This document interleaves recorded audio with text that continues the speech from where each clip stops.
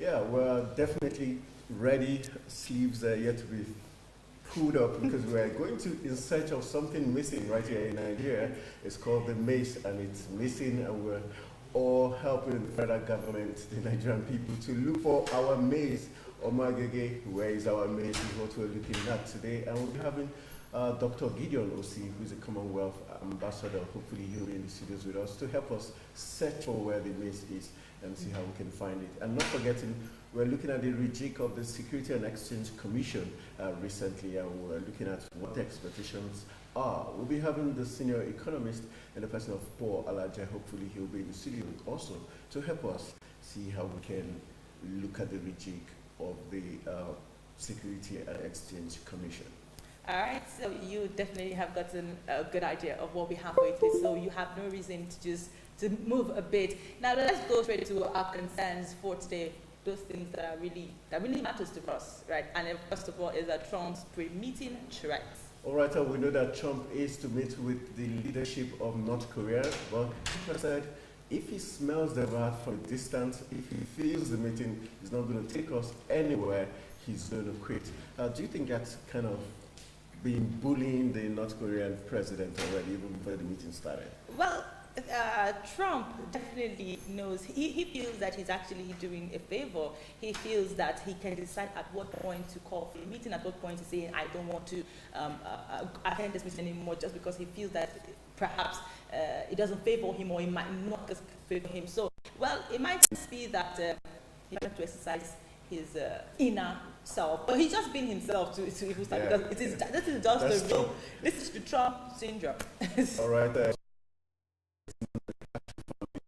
In Cuba, recently a new person was endorsed to be the one to take over the presidency. Talking about Miguel Diaz, who is the person that has been anointed by the Cuban family to take hold or take charge of Cuba. So we'll get to see how that plays out. Get to see if this Miguel Diaz will be able to form a good relationship with the U.S. and see how great Cuba can be again after the Castros. Okay. Independence celebration in Zimbabwe for the first time without Robert Mugabe. I guess they're missing Robert Mugabe. They are, yes. They, you know, so one way or the other, you just feel, I miss the same without Robert Mugabe. Exactly. He has this strong face he brings, this confidence he brings to Zimbabweans, and I think they're missing it. But life without Zimbabwe is what we're looking at, how Zimbabwe is going to actually go. The new Emerson is saying he wants more investment into Zimbabwe, and he's trying to move the European Union to move on to Zimbabwe. And miss most about Mugabe is his comments towards things. You know, pro-Africa. Exactly. He always has. You know, you see memes coming out of him. He will say this, he will say that, and they are always very controversial, and they are very inspiring also. All right, Robert Mugabe, we miss you. Regardless the fact that you're no longer the main man behind Zimbabwe, but we're saying we miss you. But for people of Zimbabwe, congratulations. First time without Robert Mugabe. Okay, it's time for us to dip into our news bar, where we give you all the biggest, hottest gist making the rounds. Eastern Libyan military chief escapes car bomb assassination attempt. All right, Trump has threatened to cancel the meeting with North Koreans if it was not going to be fruitful. And we hear that Japan Prime Minister Shinzo Abe says maximum pressure should be maintained on North Korea until the denuclearization of the peninsula. Yeah, nice one. You ready? Are you serious? Because I was going to stumble on that. Okay. All right, United Nations Refugee Agency has expressed concerns over the worsening situation of the New Yemeni refugees. All right, Cuba National Assembly has nominated a 67-year-old Miguel Diaz-Canel as the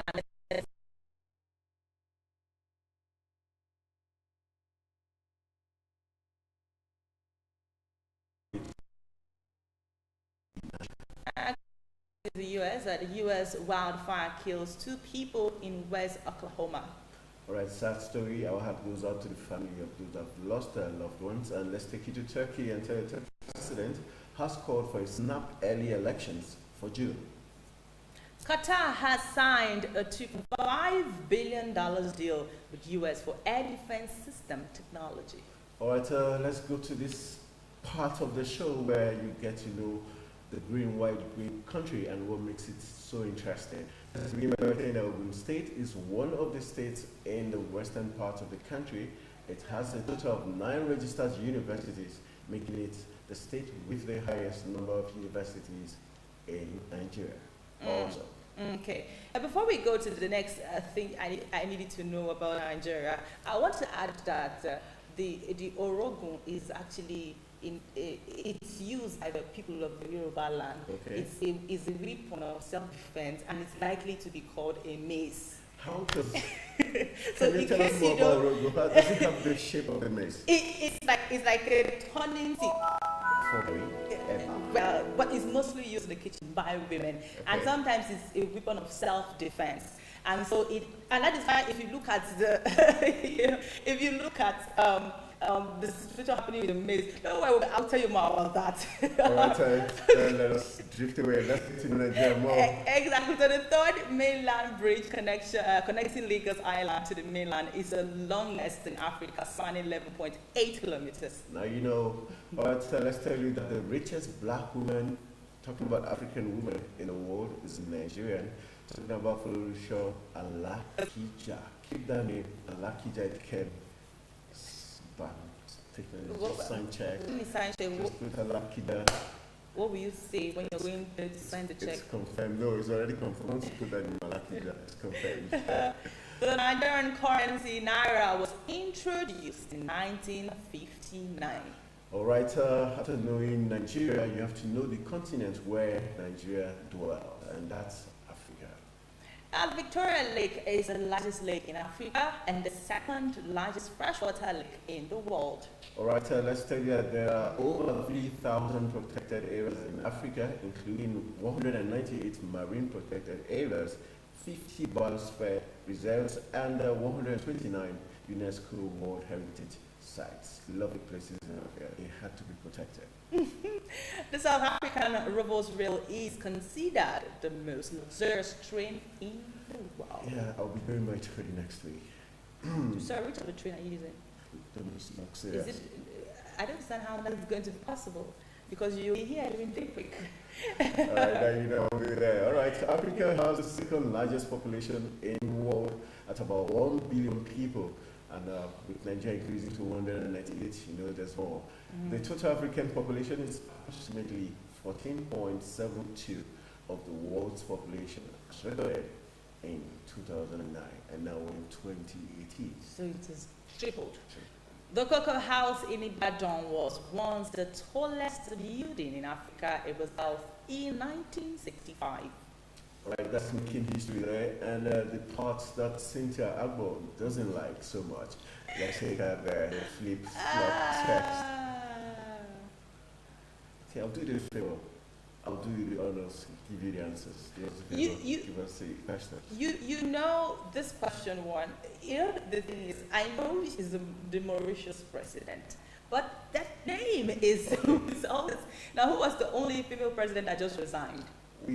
Like she said, the Mauritius president, yes. talking about, Guri Fakib is the woman who resigned, and she resigned because she used an ATM given to her by a non-governmental organization, and she bought jewelry and clothes.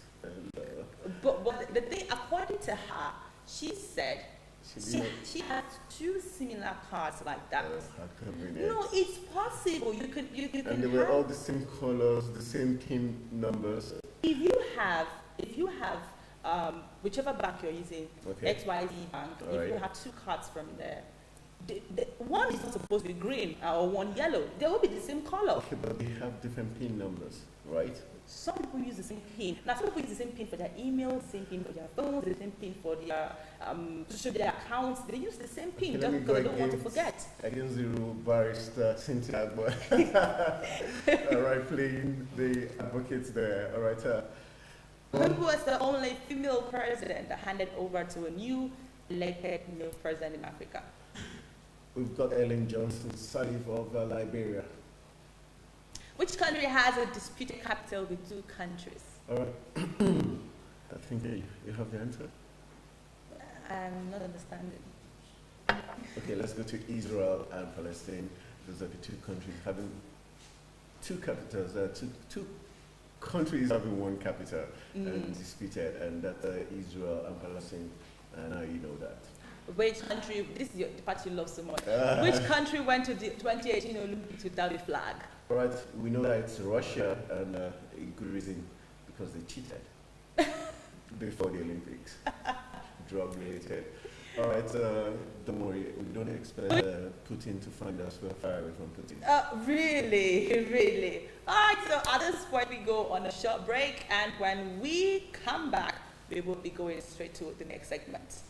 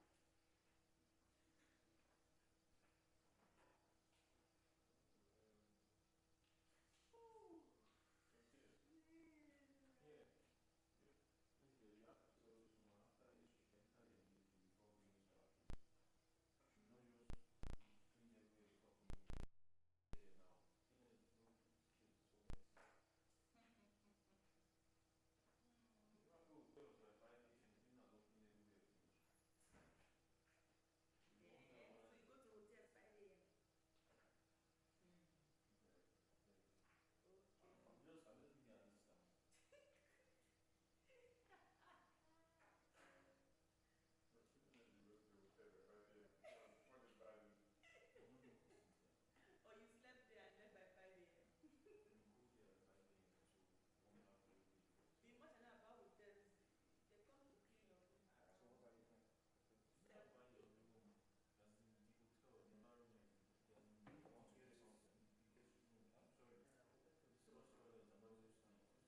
to clean your room around 7 a.m. They clean it at night before they go.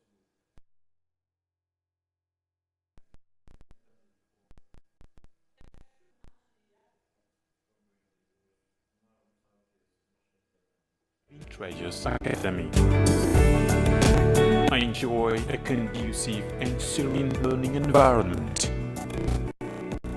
Qualified and experienced teachers. Equipped computer laboratory and library. Secured atmosphere. Extracurricular activities. And all-embracing curriculum for total development of the child. Comprehensive education for leadership. Join us today from crèche to secondary levels.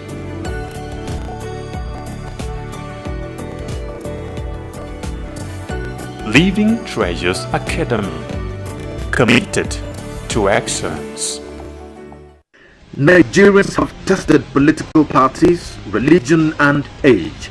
It is time to get a bridge builder to heal the wounds. Hassan Dan Kwambo.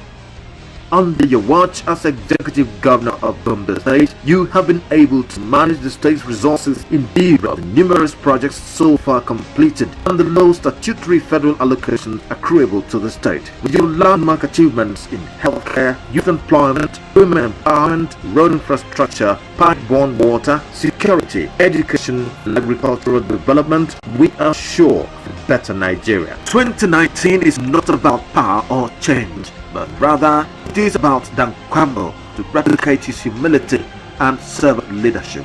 Dan Kwambo, Nigeria. Nigeria, Dan Kwambo.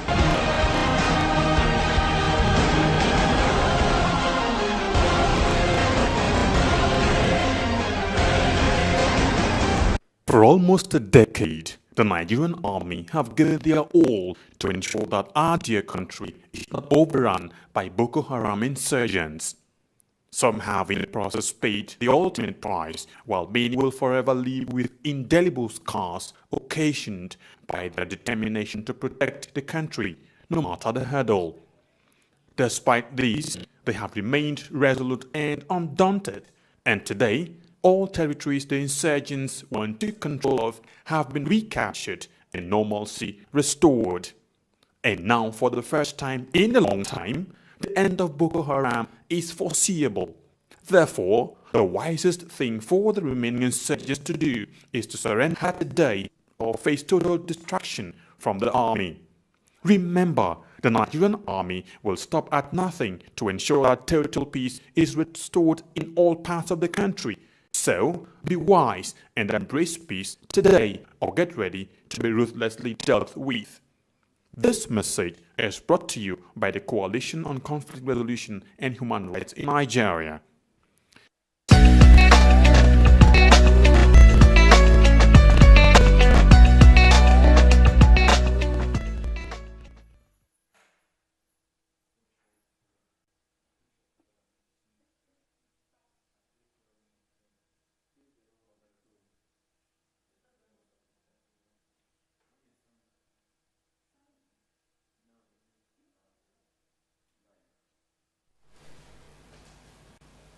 Welcome back from that break. It's time for us to look at the big stories making the rounds on Nigeria's national dailies. We've got the Nation's newspaper, the Punch newspaper, Daily Trust, the Sporting Life, Nigerian Tribune, and of course the leadership paper we're going to be reviewing. But we'll kickstart with the Nation's newspaper. Cynthia, take us through.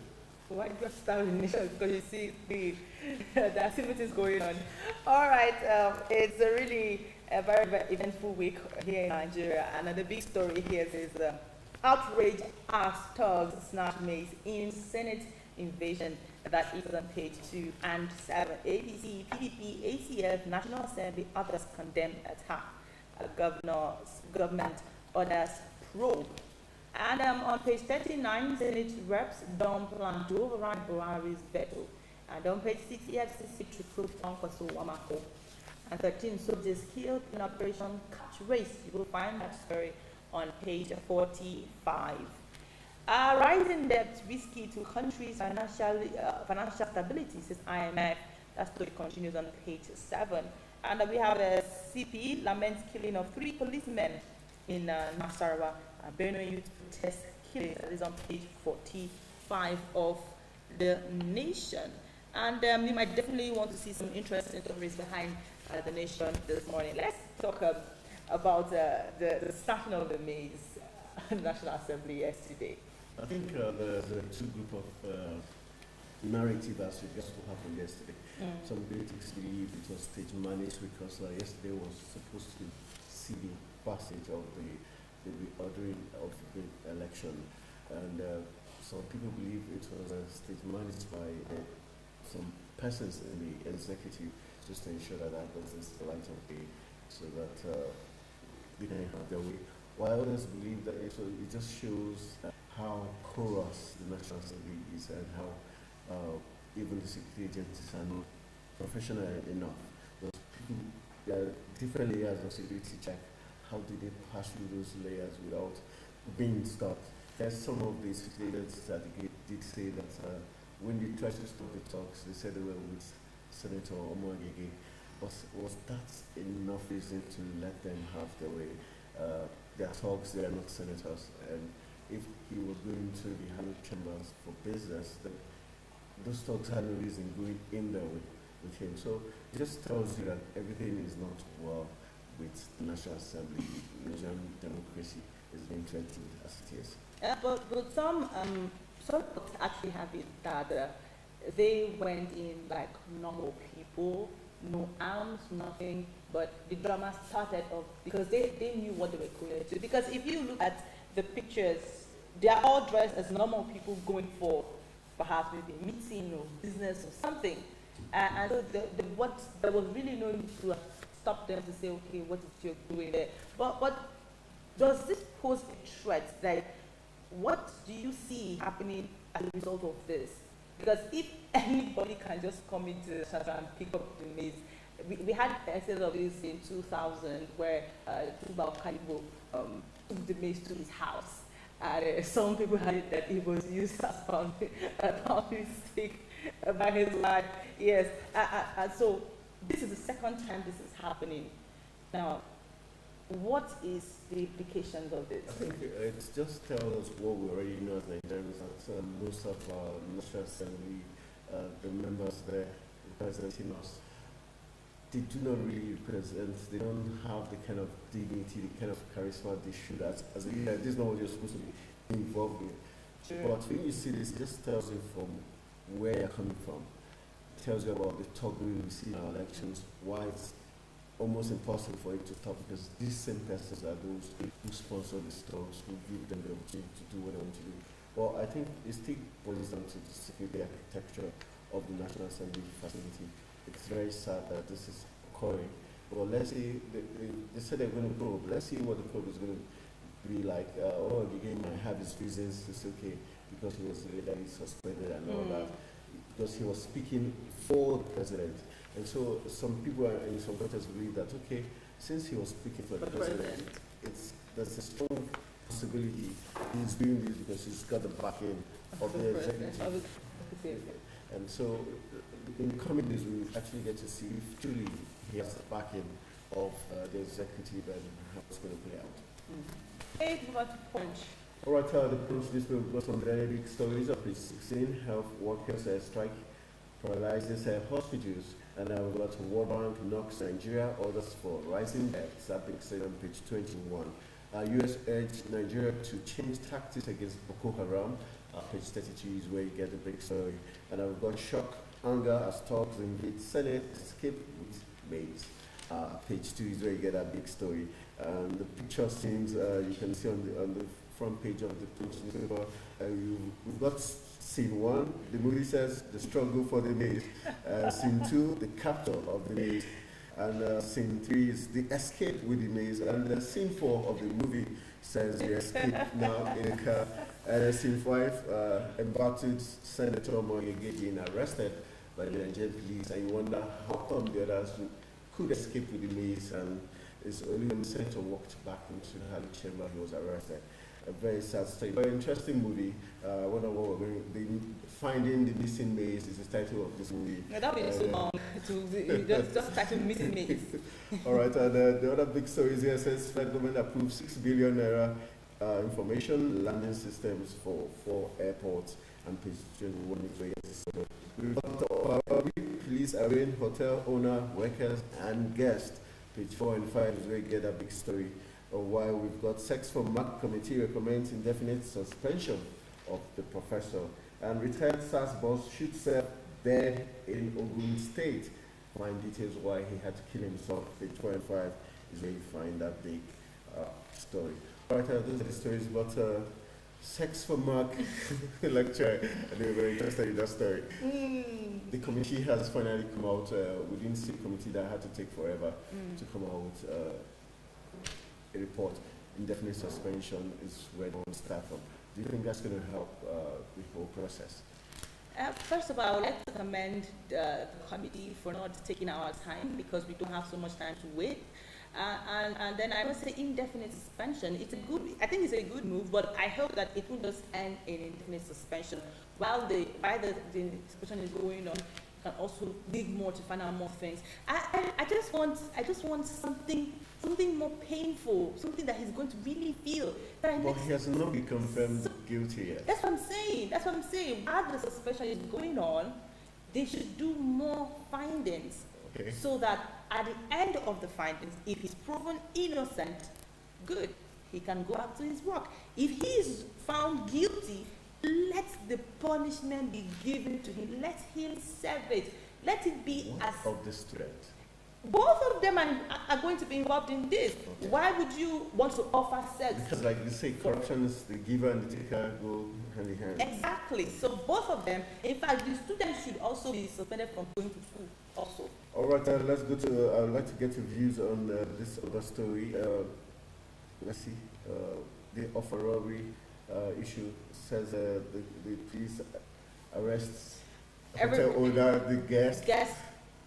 If I am on a business trip and I happen to no, not even an offer, and I lodge in a hotel and they have to, come pick me up just because, I feel that is not right. I think that's not the best way to go. these are people who are lodging for. Probably got an intel that the robbers did spend a night in the facility before the operation took place. Now, So if the robbers spent a night in the facility, so why then should you then arrange everybody out there? Do everybody look like robbers? all right, question Idris will be answering Inspector General of Police. All right, are you impressed with the Minister of Health, Professor Isaac? I would say I'm not impressed. Because in 2017 we had I'm lots not. of Lassa fever, Lassa fever. meningitis, and now still on a lot we are of having focus. indefinite strike. He also had issues in National Health Insurance scheme boss. I think so far he needs to go back to the drawing board. He needs to go back to the drawing I think board. he's spending too much time. On the drawing board?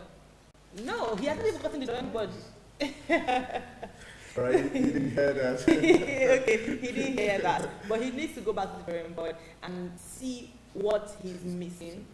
Yes, what's missing. Because right now, look at, like, there's something here, you know, the workers are on strike, people are in the hospital, nobody to attend to them. It's not good. For, you know, you're having a case of prolonged illness, death in some cases. What if it's something that needs an emergency? Nobody to But do you attend to think them.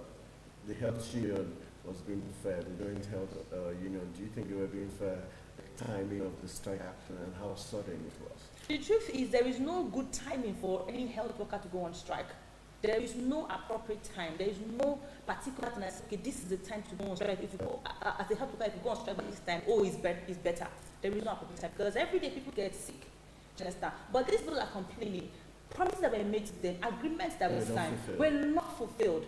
So it just is like what the actual people want to say. You know, some of the things promised have not been delivered.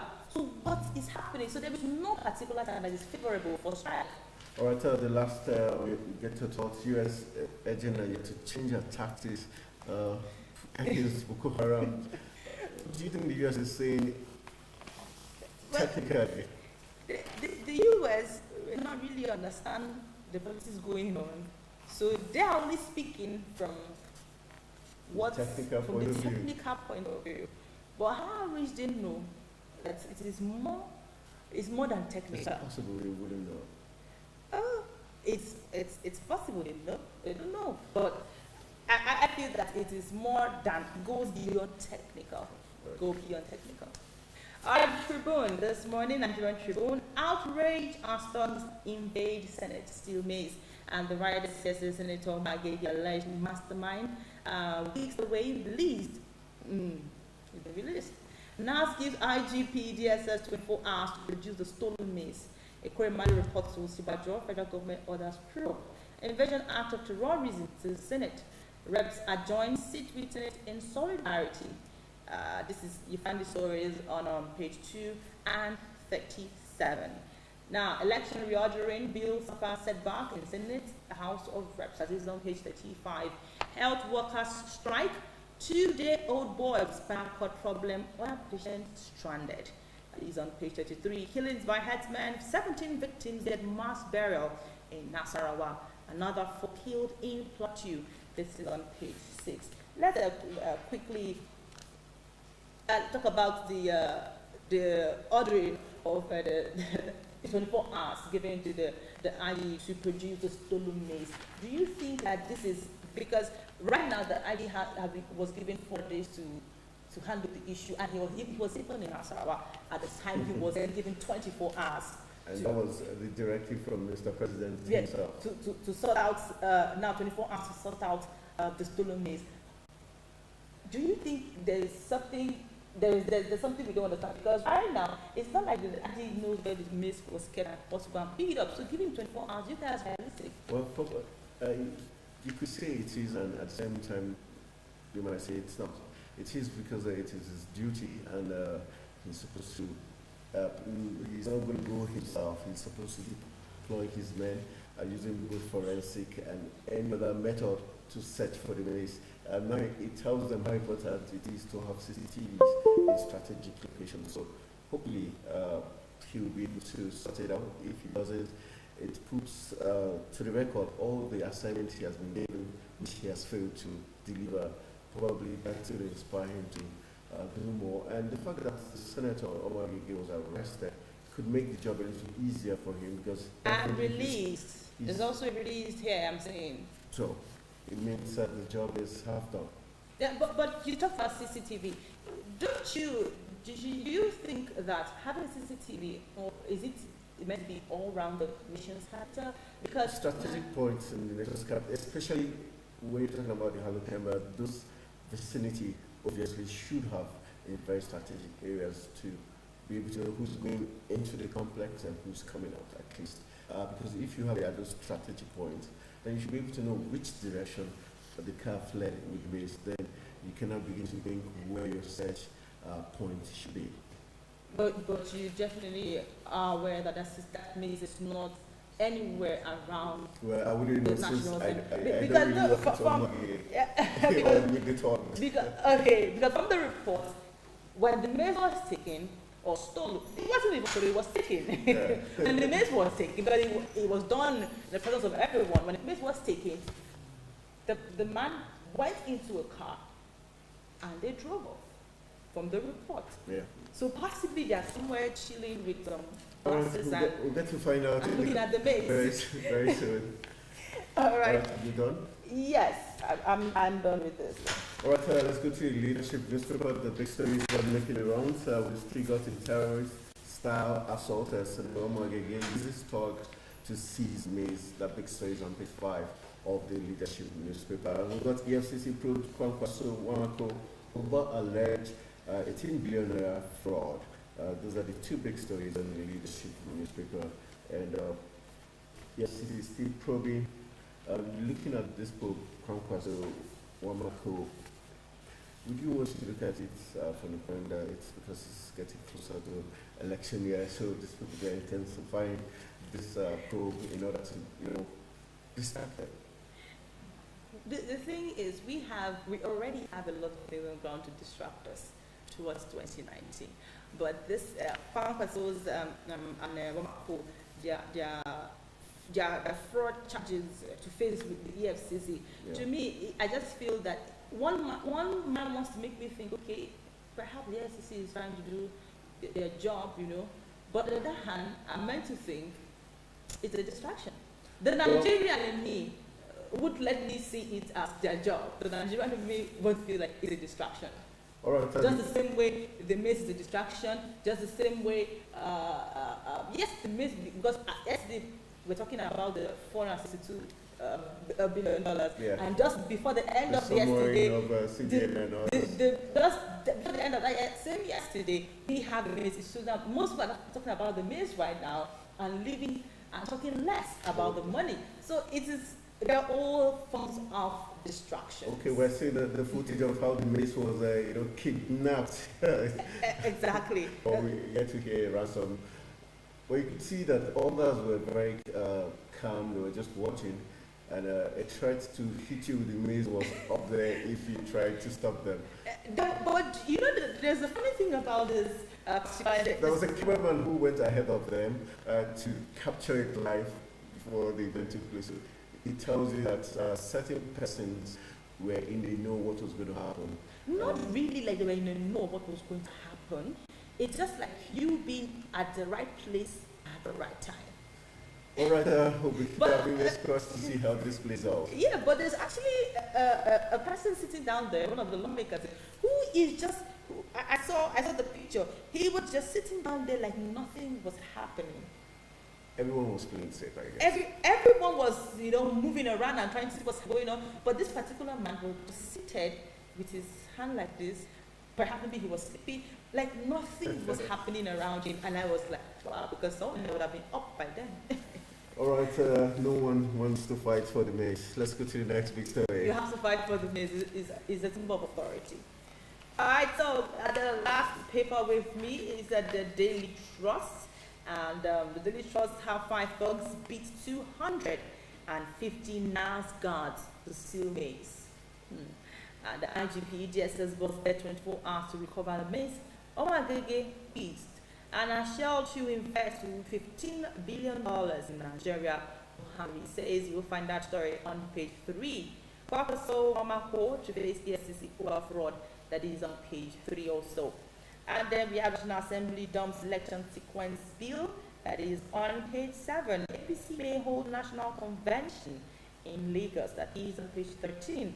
And arrest uphold Guazo suspension as SC ASEC DG, this is on page 17. And behind the Daily Trust, we have something here from on Sports Report. Man City dominates PL team, that's Premier League team of the year, and also Djokovic reached Monte Carlo third round. Nice. So you might just want to get a copy of the Daily Trust this morning and see how it goes for you.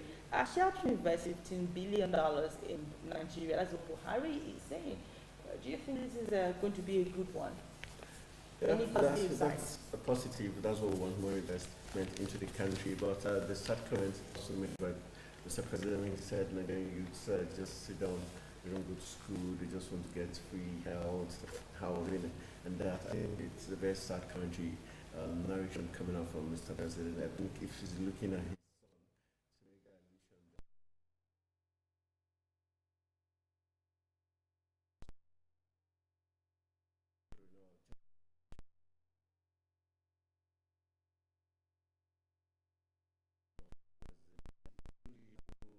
that of idea of what Nigerian youths are going through. Probably because Yusuf escapes during dusk with his bike to have fun. He thinks every Nigerian does that. I think it's a very sad commentary. I think you spoke my mind. I think that it beats my imagination that he will make such a statement. Let's take into consideration, in the past, in the 70s and 80s, during his own time, they had free education. Once you did well in school, you came out, you had everything. And this generation failed to do that for our generation, and now he calls us lazy, and we just lay around doing nothing. I think he's truly very wrong. Mr. President, he got it all wrong. We see young Nigerians waking up 4, 5 a.m., make sure they beat the traffic and get. And you say we are lazy? Wow. I think that is a sad one. Right, let's take it something like big stories that says World Cup final Eagle.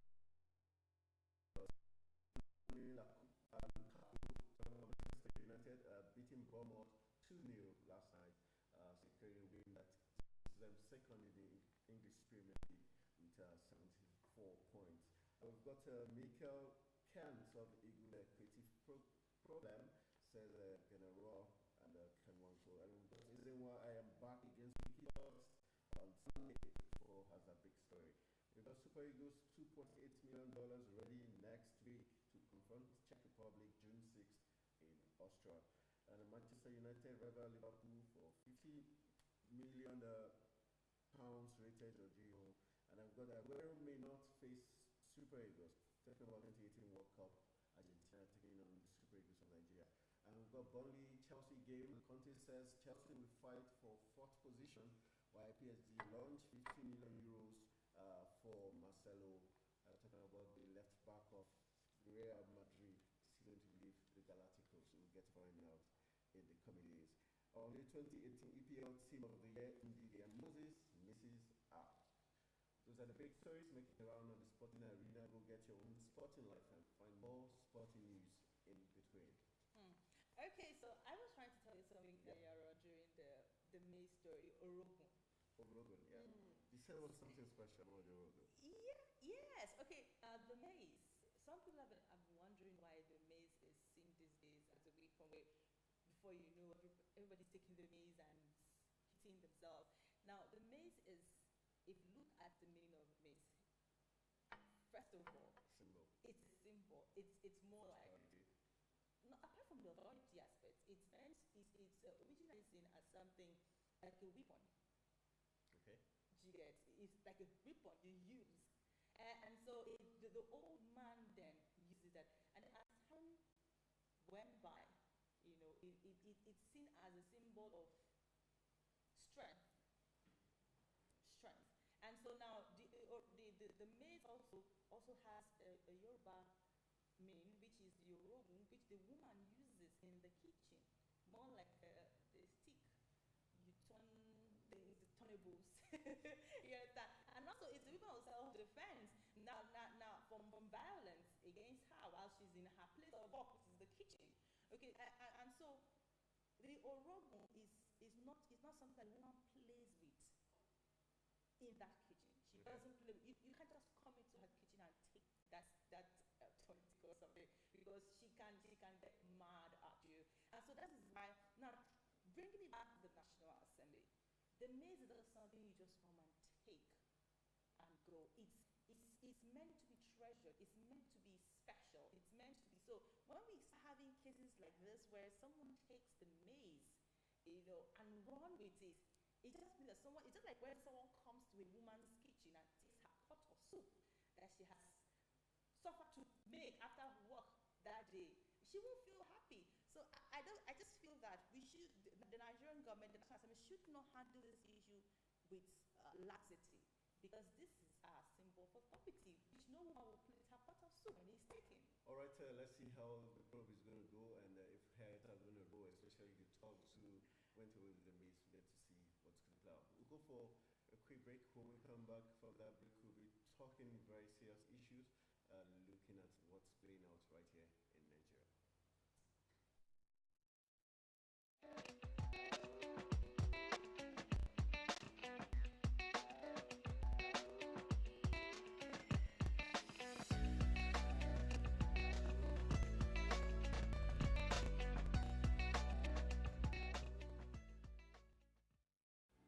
Welcome to Living Treasures Academy. Enjoy a conducive and serene learning environment. Qualified and experienced teachers. Equipped computer laboratory and library. Secured atmosphere. Extracurricular activities. An all-embracing curriculum for total development of the child.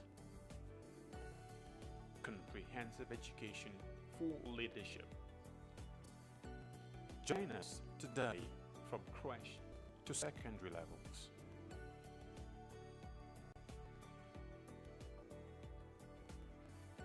Living Treasures Academy, committed to excellence. Nigerians have tested political parties, religion and age. It is time to get a bridge builder to heal the wounds. Hassan Dan Kwambo.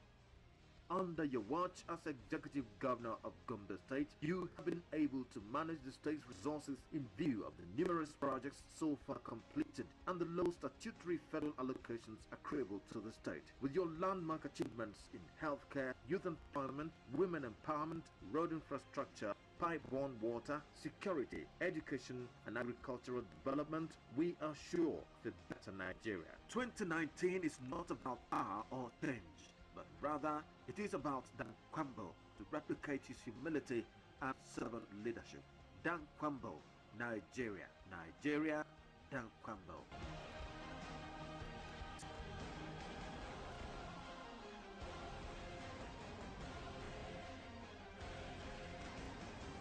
For almost a decade, the Nigerian army have given their all to ensure that our dear country is not overrun by Boko Haram insurgents.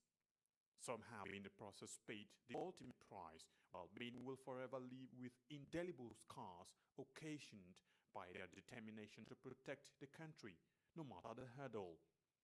Despite these, they have remained resolute and undaunted, and today, all territories the insurgents once took control of have been recaptured and normalcy restored. And now, for the first time in a long time, the end of Boko Haram is foreseeable. Therefore, the wisest thing for the remaining insurgents to do is to surrender today or face total destruction from the army. Remember, the Nigerian army will stop at nothing to ensure that total peace is restored in all parts of the country. So, be wise and embrace peace today or get ready to be ruthlessly dealt with. This message is brought to you by the Coalition on Conflict Resolution and Human Rights in Nigeria.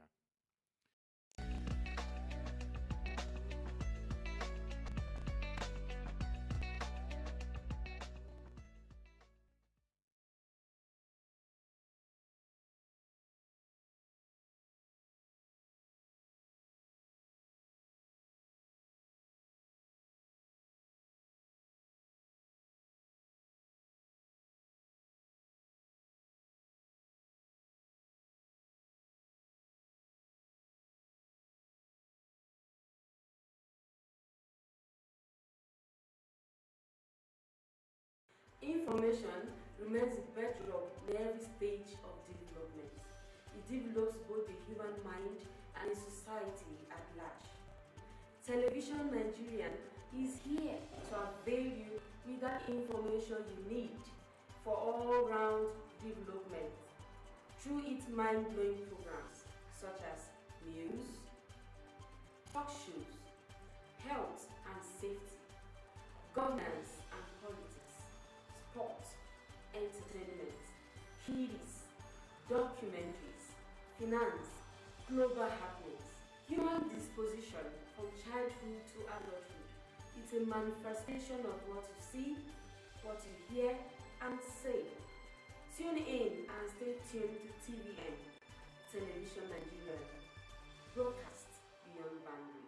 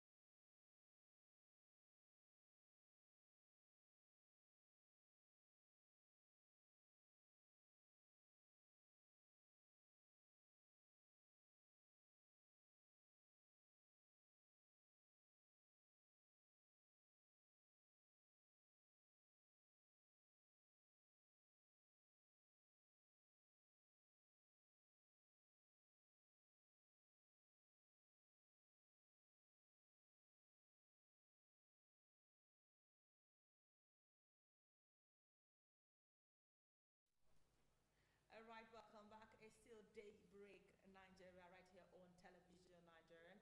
This is the point where we have to go straight to our discuss. We're talking about the missing maize and finding the maize and the implications if this maize is not found. And we have our in-house analyst in the person of Nten Ekpa. Good morning. Thank you for having me. All right, so Have you found the maize?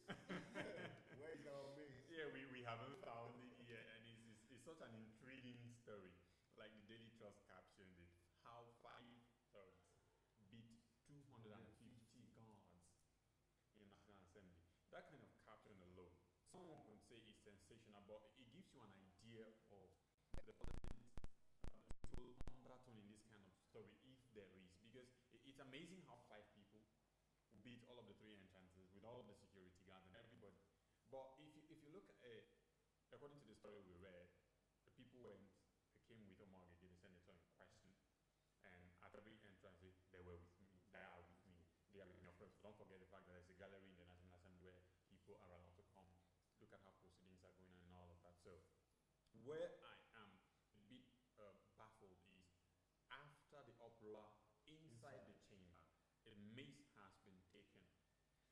can only be taken by the sergeant at arm at the end of proceeding. But this is someone running with him. You cross the first gate, cross until you get to park outside, enter, and then go away. That's where it becomes suspicious.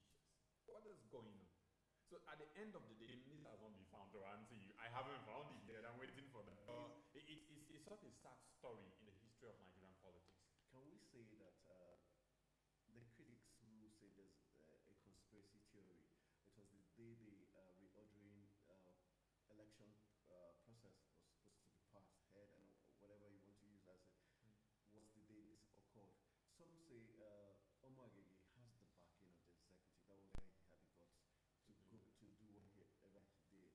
At the same time, what's your view on it? Do you think Omar Agege is someone that was out of the blues, or he had some backing somewhere?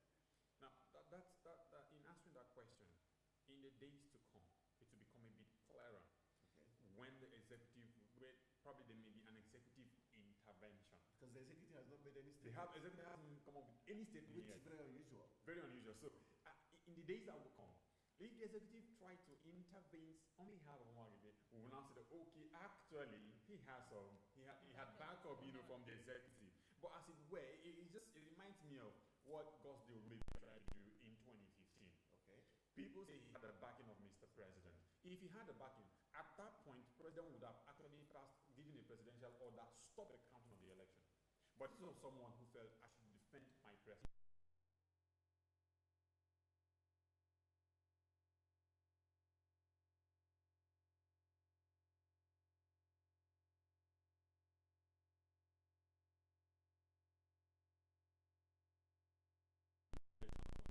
Influence elections, such that he already knows he's the president. So everybody will not want to tilt towards his direction to win sympathy and all of that. So Omar Agege is either playing an executive card or hoping to get favor later. Meaning that if he does that and succeeds, even if he doesn't win the second term, there's a plum job waiting for him. Okay. Meaning that if APC comes back to power, if Buhari comes back to power, you play back the fact that this man was very instrumental in ensuring that everything that happens in favor of the president. There's a long job waiting for him, either in action in Aso Rock or in one of those ministries or MDAs. Okay. In 2003, we lost the Okadibo, but prior to that, in the 2000, we had a similar issue of the maize, where he took the maize, and that was because there was a plan that he was going to be removed. Now, this is another play out from your explanations now. This is, okay, he doesn't want this to happen. Why do we have cases in Nigeria where someone does, because you don't want something to happen, you decide to take the maize, which you have no right over? Absolutely. It's quite simple. The thing is, Okadibo back then was afraid of him going to be impeached, because he was not sure of the number behind him. After all, it's going to be a voice vote or head count, simple majority in democracy. So he knew that, or he felt that, if there were, like, for instance, 109 senators, and you don't have at least, probably, let's say 57, 59 for simple majority, the only thing that will stop a binding decision to be taken on that floor is the absence of the maize, which is a symbol of authority. Because if you take it away, everything that is done there is null, void, and of no consequence. Now, Omar Agege knows that if the maize is taken away and the National Assembly votes that, the Senate now votes and says, let us alter this election, the decisions will not be binding until such a time where probably there will be an executive intervention, or the key players of the National Assembly will now sit behind closed doors, negotiate, and see what would benefit who, how who will benefit, and then they come up and do something for the cameras, and then we see that. So that's why you always see that something like that happens. But Omar Agege's case is different now, because there was a spare maize was brought.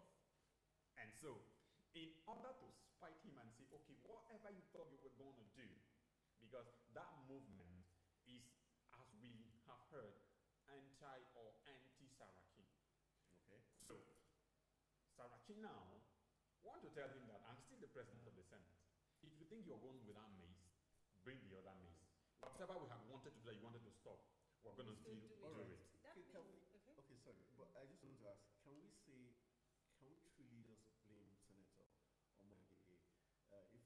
at his situation.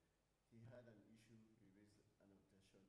They said, okay, because you took it to court, X, Y, Z, we're going to suspend you and all that. Shouldn't the National Assembly, wouldn't they allow that process to go its full course and sort it out since he had already taken it to court, instead of suspending him and not hearing his case?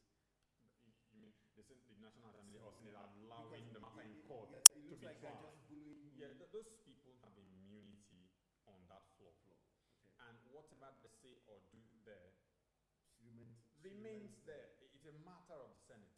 And the thing is, if the Senate is sitting in all of their proceedings, they have house rules, apart from national laws that they make, apart from the laws of the Constitution. The thing is, there is a committee on rules and ethics. So that committee comes up with Senate rules. You hear that? These are Senate rules, and the rules are only applicable in the Senate. So probably there is a rule. I say you don't take the National Assembly to court as a body which you belong to. It's like desecrating that organ of government to say that whatever the entire Senate did, because you have a dissident voice, is challengeable, and then you take it because the Senate in their own sitting in their rules and say, okay, after a committee has been set up, look at what happened, recommend, and the committee recommended suspension. For the sake of Christ, people have been suspended before. People have said suspension and came back. So why don't you just set suspension? Now, beyond that, if you are not comfortable, you're challenging it, okay, fine, allow due process to finish. Why don't you just wait instead of going to do what is criminal, illegal, presents you as an unenlightened, thuggish kind of human being? That was like a commando kind of operation. And remember, the people who came within, we hear that they were armed. Yeah, because if you look at the footage, there's one of them, the jacket, when he flipped open, you could see a weapon. So it's uncalled for, it's uncultured, it's not nationalistic. Well, are we truly surprised? Let's be realistic. Are we surprised? Don't we know that these are the kind of leaders we truly have? No, we were thinking that sanity has gradually started creeping into our political system. Okay. Since 2015, when Jonathan was voted out, the world gave us a nod. They give us a pat on the back that our democracy is maturing. If we can transit not just from one government to another, but from one political party to another, sanity has started coming into the political system. The guy was given free hand, conduct election, whatever the outcome, I'll stand by it. And of course he did, and congratulated Buhari, then president-elect. And so because of that, the level of political awareness in the country has started increasing. So for us, we're thinking about. That's why people are surprised. But if you go back memory lane, look at how good and rustic some of our leaders could be, a lot of people should not be surprised. All right. I wanted to find out what will be any punishment Mr. Joe Magege, and also it's from your explanation, it is obvious that he doesn't have the backing of the executive, because if he is not aware that there is an extra means, a spare means somewhere that can be used if one is taken, then that means he's not in the know-how of what is really happening there, and definitely doesn't have the backings of the executive. So what would likely be the implication of this? Would there be any punitive measure given to him? Yeah, there should. But first of all, like you said, he did not know that there was a spare means. Meaning that if he did not know, a lot of members of the National Assembly do not know. Because the President of the Senate will foresee a situation like this and key members. That's why they will keep a spare means, because if Omageye knew that there was another means, he would have first of all either stolen the first one and then build it up to carry the second one so that he will achieve his goal. So his ignorance of the fact that there was a spare means, and that's a smart move by the President of the Senate. And what does that tell us about this? The President of the Senate? He's a smart person. Not smart, or he knows he has gone beyond where they are right now. Okay. He has, because don't forget the fact that he has interest in the presidency, like we hear. Yeah. Saraki is a very ambitious politician. Give it to him, and he can do anything to get to where he's going. Remember the circumstances that led to him emerging the president of the Senate. Yeah. And APC has tried to remove him up until now. They cannot. They take him to court of conduct, CCT, and he has still survived it. So Saraki is a very tenacious kind of politician. So he knew that this is what might likely happen. So he kept So Omar now is feeling stupid wherever he is. Oh, I didn't know that this is the card that these people are going to play. Now, to the question of punitive measures, yes, he has desecrated the National Assembly, the Senate particularly. And there is a committee on ethics, House rules. So they are going to come up with recommendations on what to do to him. Even if the police that has released him, like we read today in the papers, they took him for questioning because they said, as a senator, you're not supposed to arrest him. But if you check the fact that there is a suspension hanging on him, the immunity of a National Assembly member should be on hold. So now he doesn't carry the toga of that immunity on him, so he can't be arrested. But people are saying, let us not use the language of arrest. So whatever happens, let's say the police took him for questioning. They have questioned him, he has been released. Something is going on in the background. At the end of the day, the police will make their own reports and recommend what should be done. And then the Senate will also meet, and the Committee on Ethics and Rules will also make recommendations. So at the end of the day, Omo Agege should face punitive measures from those organs of government. The issue of arrest and not arrest, is it a written or unwritten constitution? It is, because it's in the laws that members of the National Assembly have immunity. Whatever they do in the House, at the floor of the Senate, they are immune. Whatever you say, if you like, say the president is an idiot, but I don't mean that anyway. Whatever you say there, you are covered by immunity. That's why Ikwere Madu, or so what's his name, Senator Baribe, can say the president is incompetent. The only thing the Senate will do is, please, retract that statement and apologize. But he doesn't owe anybody an apology for saying whatever he said on the floor when proceedings are going on, especially on legislative days. So that's where we're saying that the police cannot just arrest a senator like that, but play back what has just happened. It is a wrong thing. This is stealing. It is theft, right? Okay. It is dispossessing a house of its possession. The mace belongs to the National Assembly. This is the Senate. And somebody goes to take it away and you led the people.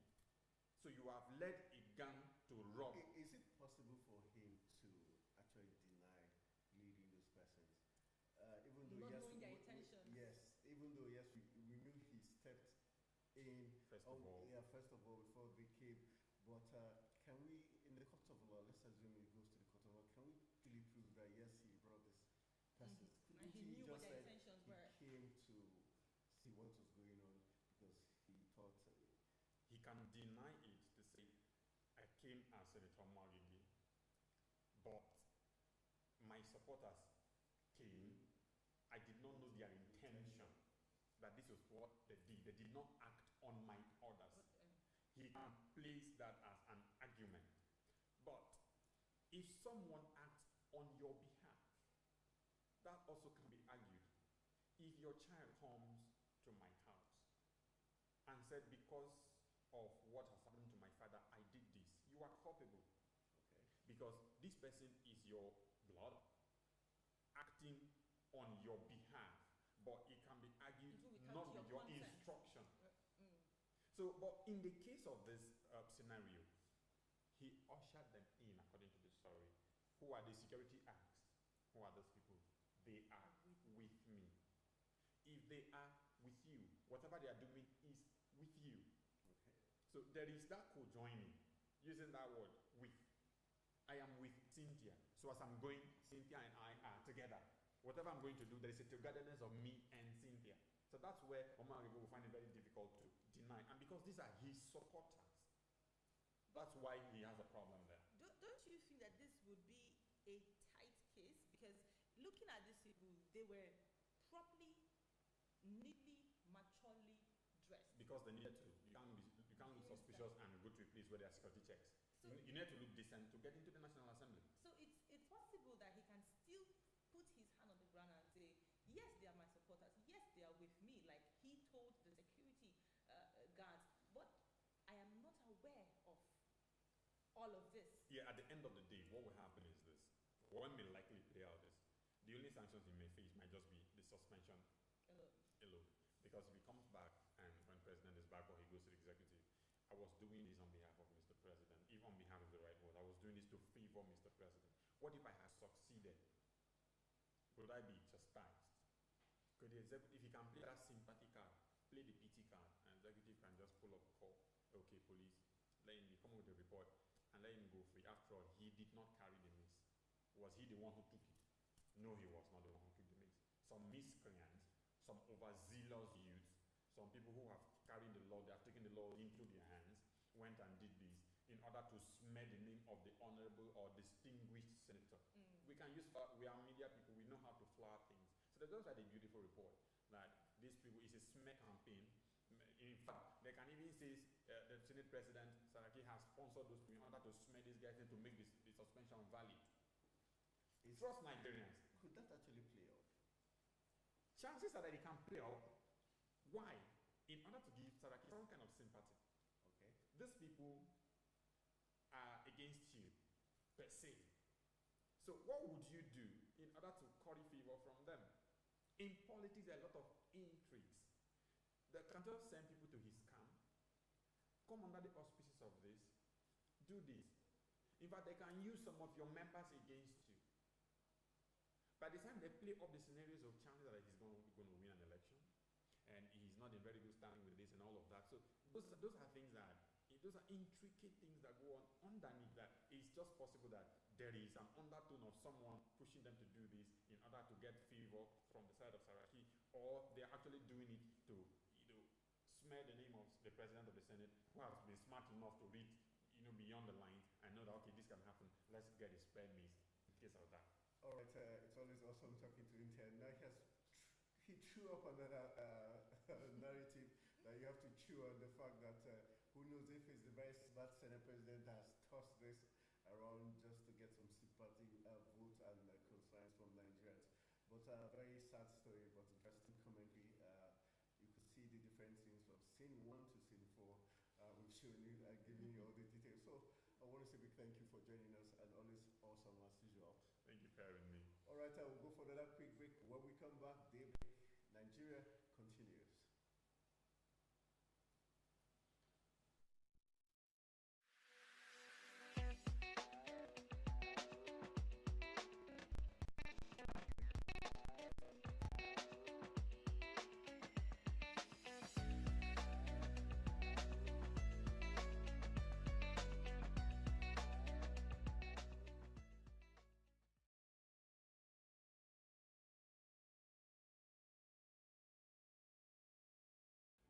Welcome to Living Treasures Academy. Enjoy a conducive and serene learning environment. Qualified and experienced teachers. Equipped computer laboratory and library. Secured atmosphere. Extracurricular activities.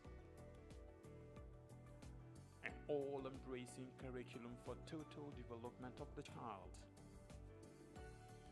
Comprehensive education for leadership. Join us today from crèche to secondary levels.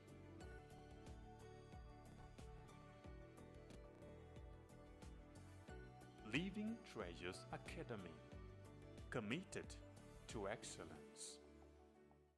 Nigerians have tested political parties, religion and age. It is time to get a bridge builder to heal the wounds. Hassan Dan Kwambo. Under your watch as Executive Governor of Gombe State, you have been able to manage the state's resources in view of the numerous projects so far completed and the low statutory federal allocations accruable to the state. With your landmark achievements in healthcare, youth employment, women empowerment, road infrastructure, pipe-borne water, security, education and agricultural development, we are sure of a better Nigeria. 2019 is not about power or change, but rather it is about Dan Kwambo to replicate his humility and servant leadership. Dan Kwambo, Nigeria. Nigeria, Dan Kwambo.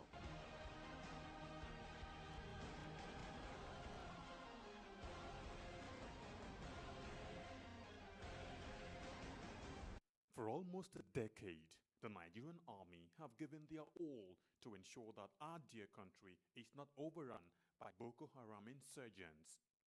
Some have in the process paid the ultimate price, while many will forever live with indelible scars occasioned by their determination to protect the country, no matter the hurdle. Despite these, they have remained resolute and undaunted, and today, all territories the insurgents once took control of have been recaptured and normalcy restored. And now, for the first time in a long time, the end of Boko Haram is foreseeable. Therefore, the wisest thing for the remaining insurgents to do is to surrender today or face total destruction from the army. Remember, the Nigerian army will stop at nothing to ensure that total peace is restored in all parts of the country. So, be wise and embrace peace today or get ready to be ruthlessly dealt with. This message is brought to you by the Coalition on Conflict Resolution and Human Rights in Nigeria.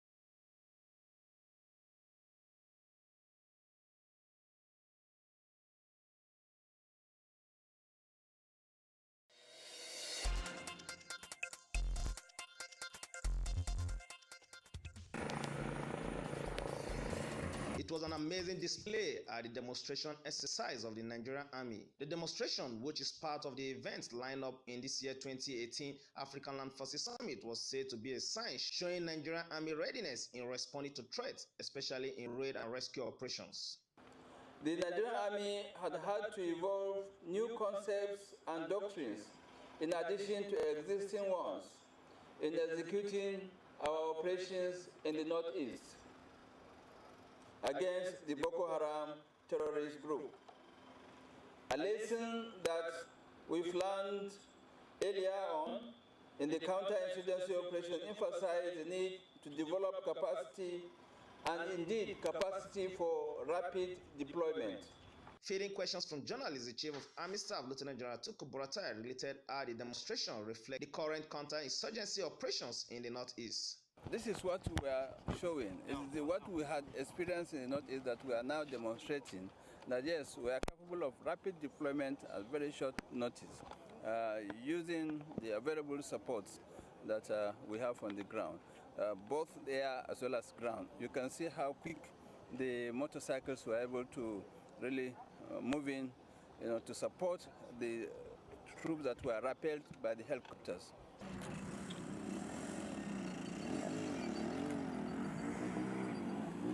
Today's demonstration at the African Land Forces Summit has truly shown Nigerian Army's capabilities and capacity in dealing with external threats and also other violent extremism that threaten our national unity. Austin Peacemaker Inaide, TVN News.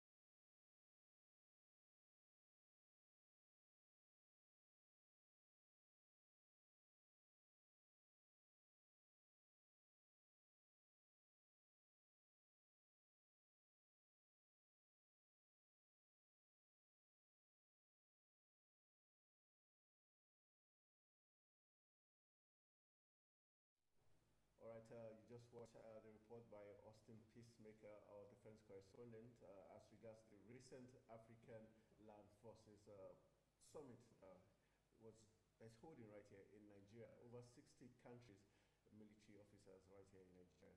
And that brings us to the recent advice by the U.S. Army saying Nigeria should change their tactics in fighting Boko Haram. When you hear that, what comes to your mind? Like I said earlier, changing our tactics is not it, because the issue of Boko Haram is more political than technical. And the government knows exactly what to do to handle Boko Haram. If they want Boko Haram to end today, if they want the 100 and something number of girls that are still here, even though some people say that what is left is 15 girls. Now, if they want the only girl left from the Dapchi situation at Islia Sharibo, if they want that, and every other thing that needs to be, and is it a farmer's headsman clash, is it whatever it is, the government knows exactly what to do. They know exactly. But these are things that are just put in place for points. It doesn't happen. The thing is, it doesn't happen only in Nigeria. It happens in different places. But it's just that Nigeria's own has become a case that lives are being shed on a daily basis. We know some other countries in the world where fighting is a form of it's a form of is a business for some people. There are people who make money when a country is at war. There are people who make money when countries are involved in fighting between themselves. But here, so also in Nigeria, people who are benefiting from the fact that people are dying every day. So it is not a technical affair, it's more of a political affair. If the people in politics decide to say, okay, let this stop, they know exactly, they know where to go, they know the button to press, they know what to do. So the US talking about technical, they are speaking from the angle of, okay, it is maybe when they say Nigeria should change tactics against Boko Haram, maybe they're only they are speaking in parables, trying to tell us that, okay, we should stop the politics and just do the right thing. All right, a lot of comments as regards the U.S. Saying Nigeria should change their tactics. Looking at the U.S., for me, I'm not truly convinced the U.S. is committed towards us ending the Boko Haram war. Why do you say so? You remember in Jonathan's era when we wanted to buy arms from the U.S., they stopped it. Even when Trump came into power, the same thing at the point. We had to go towards South Africa, which got us embarrassed because our money and stuff was returned back to us. So when they say tactics, probably let's look at it from the angle of not just buying military warfare equipment and all that, but looking at psychological, talking to the communities involved, those involved, the Boko Haram sets themselves. It's all about ideology. So probably telling us to look at how we can change the mindset of these persons. The mindset of Boko Haram? Boko Haram. How do you change the mindset of Boko Haram? You have to talk to them. You have to start making them see reasons why they shouldn't carry arms against the state, the lives that have been at risk, the country being in trouble. Because even if you say you want to use your military might, it's not all about military might. It's all about ideology. Is in their head. Is in them believing that Western education is wrong. You don't stop that from someone's mind by killing the person. You kill one, another person is going to spring up. So I think when they say change tactics, it means look at other ways you can actually curtail this insurgency and not necessarily just using military might to achieve it. So, and I think as a country like the US and other international bodies could do well to show us true support by giving us this necessary, support and not just say it by words of mouth. Anthony, let me ask you a question. Who is saddled with the responsibility of changing the mindset of the Boko Haram? Is it you and I, or is it the people in power? We're part of, every Nigerian is part of this. Have you seen Boko Haram before? You don't have to see them. Even if you don't see them, they're watching. They've got spies, they've got agents across, even within the military. And Jonathan did allude to the fact that some of people in his government had links to Boko Haram. And you cannot say that does not exist in this present administration. So as you say it, it's like hoping that someday is going to sink to the inside of one of them to get to see the dangers of what this is going. And you cannot say you're going to leave everything for the federal government. Like Likewise for the civil societies, everybody, you have to play your own part. That's the only way we can actually win this war. Amazingly, we have been patient and we have been waiting and talking since 2014, thereabout, when this thing all started. Yeah. And I don't see where they're talking trying to appeal with their conscience. Now, to my little understanding, I would say that there is no need talking to a group of people that have a purpose, an aim, and that aim does not include you and I. Now, the only person or the only people they feel they are answerable to are the people who initiated them in the first place. Yeah. Now, and I don't think those people are ready, because like I said earlier on, there are people who benefit, there are people who profit when there is war. There are people who benefit. So now, trying to say these people should speak to their mind, they try to appeal to their conscience, I begin to ask myself, how possible they've got religious leaders, right? Good. They go to mosque, they go to different places, they have meetings in different fora. So for each of these people who influence a certain community, certain group of people, you begin to negotiate, discuss with them. After all, these negotiations we're having for the release of Dapchi, Chibok girls, we have middlemen in between. There's always going to be someone who's going to have a link to the other side of the divide, and the only thing you can do is talk and pull the stops. This religious leaders, like I go back to it, they have access to these people. They listen to them, regardless of what you might want to say. To an extent, they do. There's a woman that was alleged to be called Mama Boko Haram. That's because she has close access, especially when negotiations were going on during the Jonathan's era. So it means that people that can be spoken to, that people, yes, you might say they're hiding, you might say, oh, they're making money from this crisis. Yes, you could reach an agreement with them. Okay, we're going to give you X, Y, Z amount of money. Just let's call it a truce. If the FARC group in Colombia, after decades of fighting the government, could agree to issues, and now they're even being part of the electoral process, means nothing is impossible. We're talking about a rebel group that has been in the forest, in the bushes of Colombia for decades. Agreeing to come out means Boko Haram is not something, it's going to take a long time, it's going to take a lot of commitment from every single one of us. So it's something, we don't have a choice. Are we going to lay down and allow them overrun the country? No, that's not an option. So that's the way to go. That is Colombia. This is Nigeria. You are speaking from the angle of a man They're human beings, and they are talking very, about very guerrilla warfare. optimistic. You are speaking from the angle of a man who believes that everything is definitely possible. Yeah, you have to be positive. I'm speaking from the angle of an average Nigerian who feels that yes, everything is possible, but reality is staring on our faces, and we don't have to ignore that part. Now, the thing is, until our leaders who let us understand the Boko Haram fight. It's not about our leaders. It's not about certain group of people. It's about the entire Nigerian population. Let me ask you a question. Are you really buying the story that Boko Haram is a religious fight?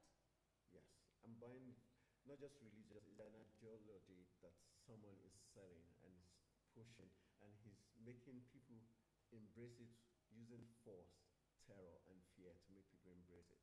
And so we could use the reverse to get it undone. We might, maybe from your explanation, maybe we are buying the same thing, but I would say that I do not buy this fight more. I am buying the fact that a certain group of people somewhere decide to come up with something. Now, religion is one thing that touches the deepest part of Nigerians.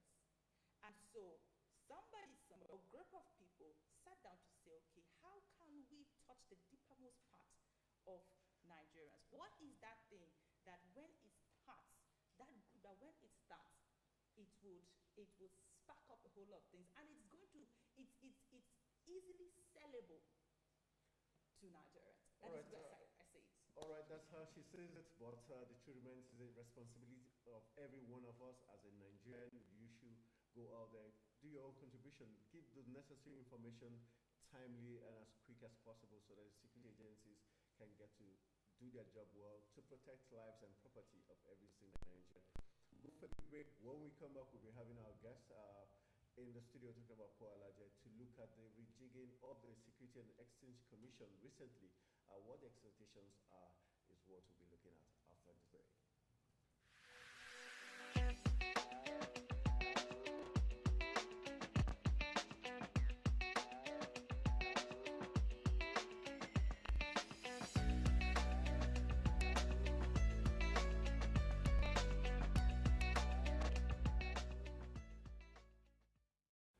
Welcome to Living Treasures Academy. Enjoy a conducive and serene learning environment.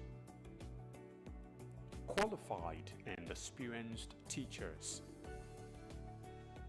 Equipped computer laboratory and library. Secured atmosphere.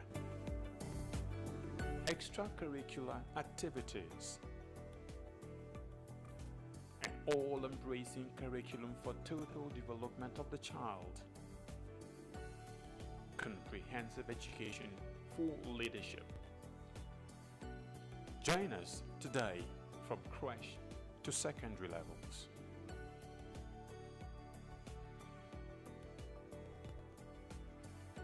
Living Treasures Academy, committed to excellence.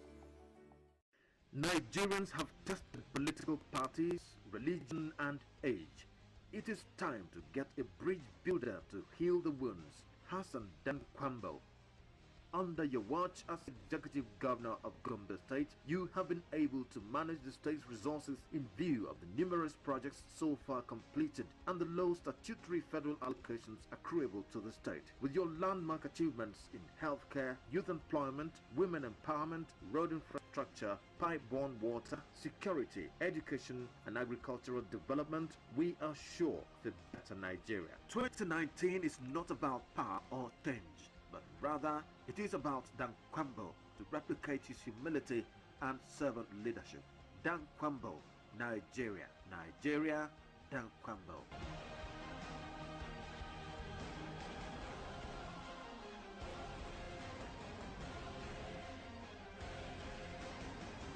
For almost a decade, the Nigerian army have given their all to ensure that our dear country is not overrun by Boko Haram insurgents.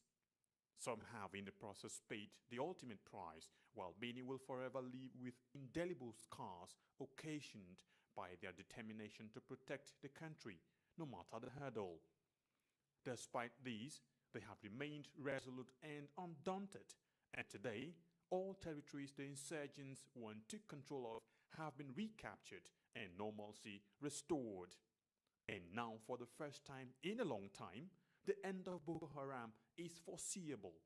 Therefore, the wisest thing for the remaining insurgents to do is to surrender today or face total destruction from the army. Remember, the Nigerian army will stop at nothing to ensure that total peace is restored in all parts of the country. So, be wise and embrace peace today or get ready to be ruthlessly dealt with. This message is brought to you by the Coalition on Conflict Resolution and Human Rights in Nigeria.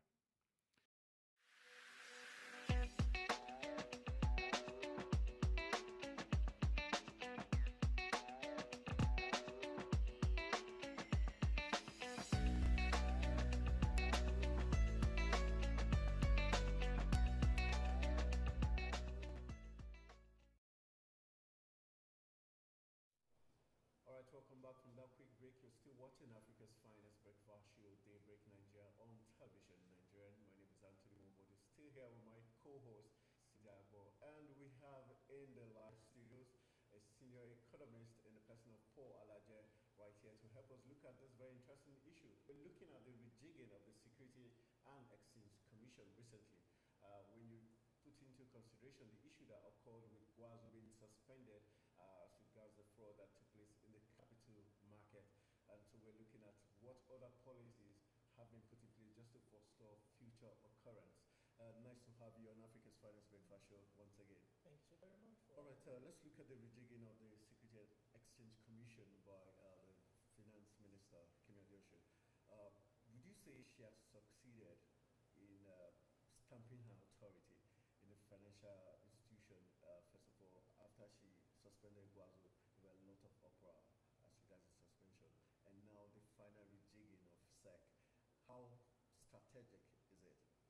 Thank you so very much. Security and Exchange Commission is very, very important. It's one of the indicators to measure economic growth, how expanded your market is, capital market, and how you measure that is what happens to stock. How do people respond to the market? You either use trends to measure analysis for market operations, or you use fundamentals, that's breaking news. You recollect that the moment that action was taken, market had expanded. Unlike when President announced his one-time interest, the market went really low. Why did that happen? It's fundamental. It's fundamental. When President Buhari won his first-time election, the market went all-time high because of expectation of investors who would have taken their money out of Nigeria, were willing to come back. But the moment he announced his second-time interest, the market went all-time low, which means the man they saw in 2015, the same man they are seeing in 2018. So how do we put that?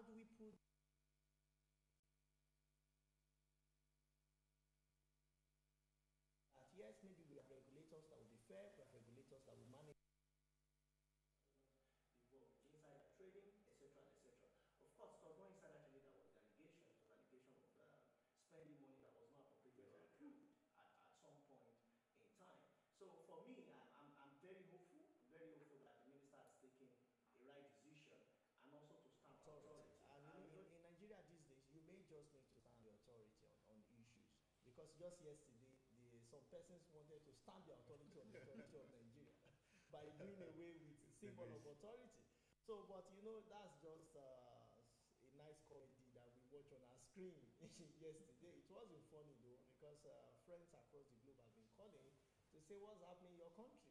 But normalcy will come back, maybe today or in the coming days. So going back to the issue of Security and Exchange Commission, it's good news for the market, and it's also bringing confidence to operators.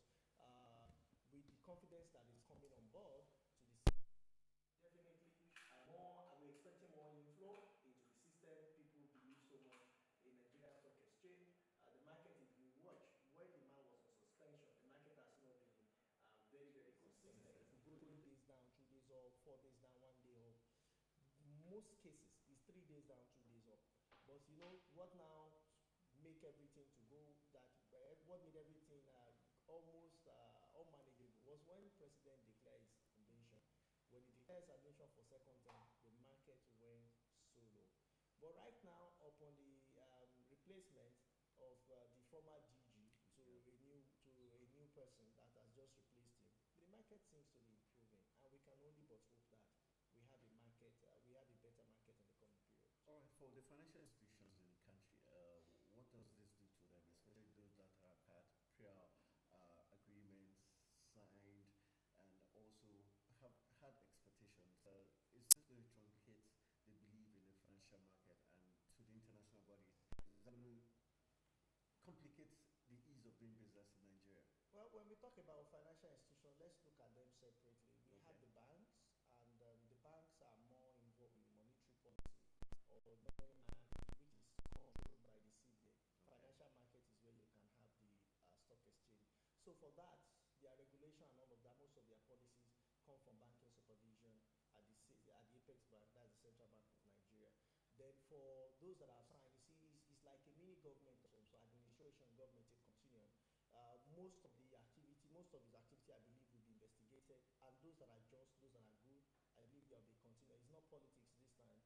It's about governance, it's about management of the people, it's about management of Nigeria, regulatory body for Nigeria Stock Exchange. So you see that new persons coming on board, they want to check their activity. They will not want to truncate, because if that happens, that will affect our ease of doing business, and it's going to affect execution of contract.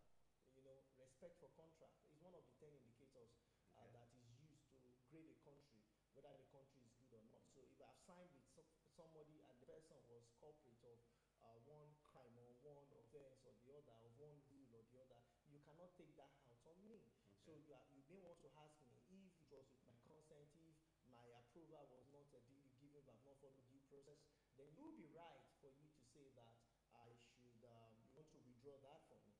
But if I have a concession, for instance, and the concession was duly bidded, and I've won I made tender, I've won the bidding, and you're coming back to say that, okay, because it was Mr. A that signed it, and now that you have Mrs. B, then I have to go back on that, then you'll be rated really poorly. And the stock exchange, Nigerian stock exchange, is even the result of the market is what people see across Africa, and in some places in the north.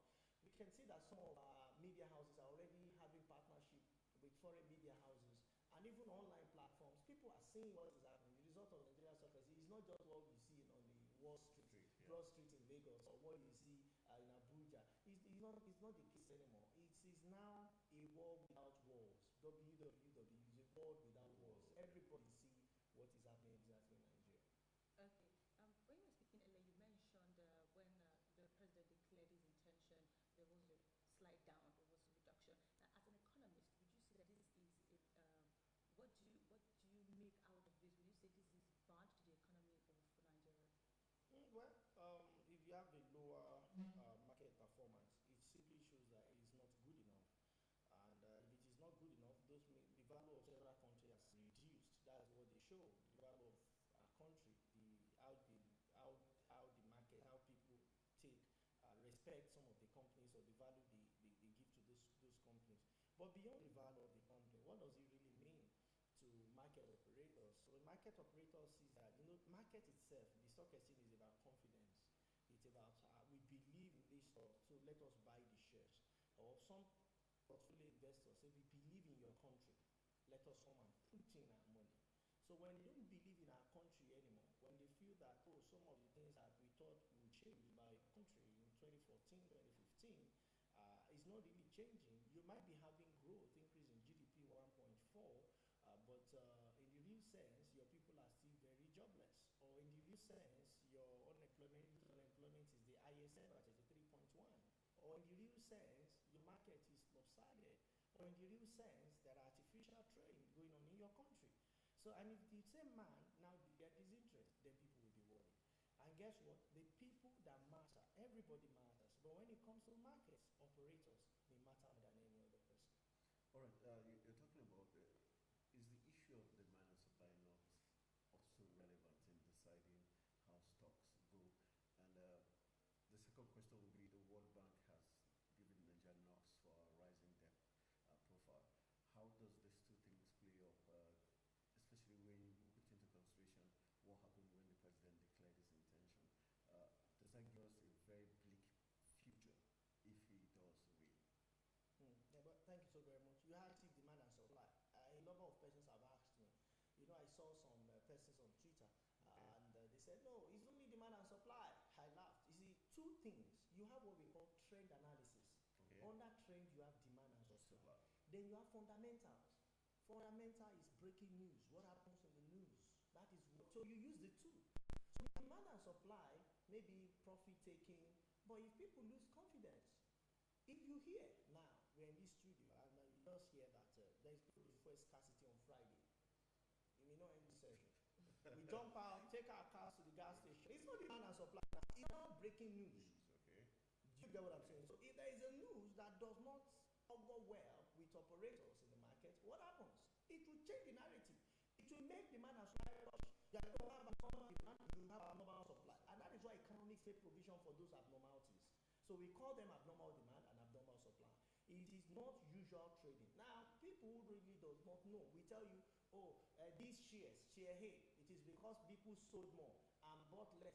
Of course, for you to be in stock exchange, you must have some shares and you have to sell something. Whatever you have, you don't have confidence in the business or in a particular market, you sell it off.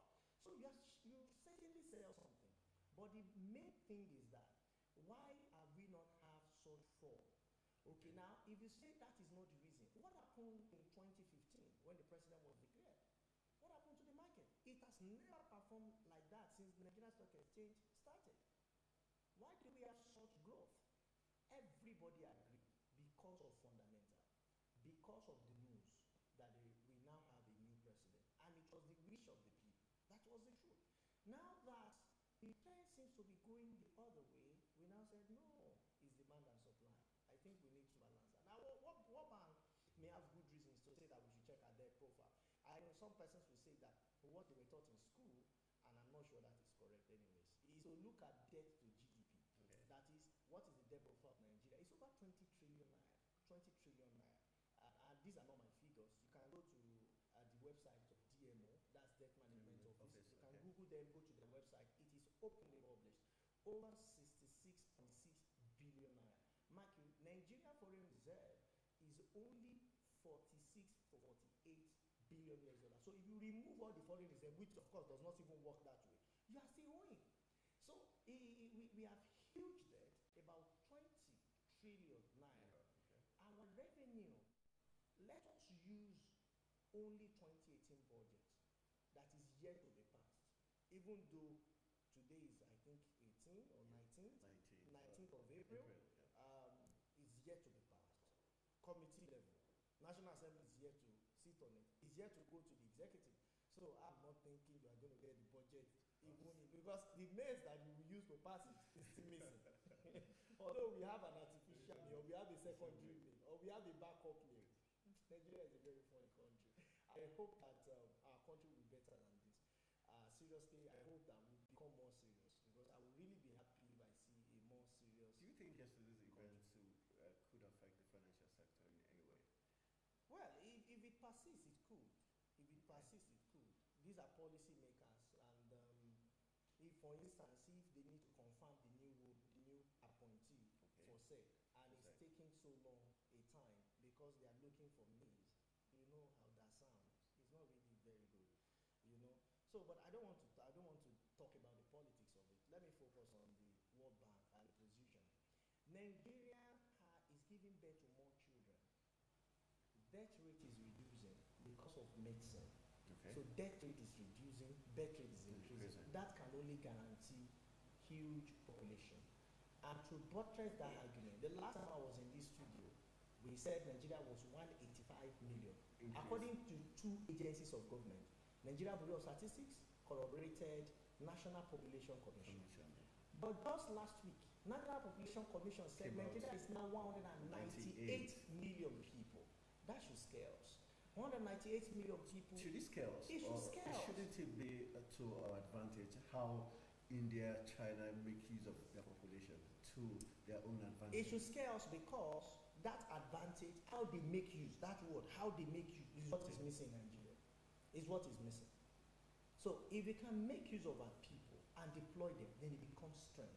All right. But when we've not even talked about how to feed our people, when you understand that 1 out of 3 children in Nigeria is malnourished, when you understand that 2 out of 5 women, when they give birth, they possibly die, when you understand that over 60% of Nigeria don't have access to water, when you understand 68.8% of Nigeria don't have decent toilets, it takes them more than 30 seconds to get to their toilet and come back, and they don't even have flush water system in their toilet, then you will see that to have additional millions of people, tens of millions of people, will scare you.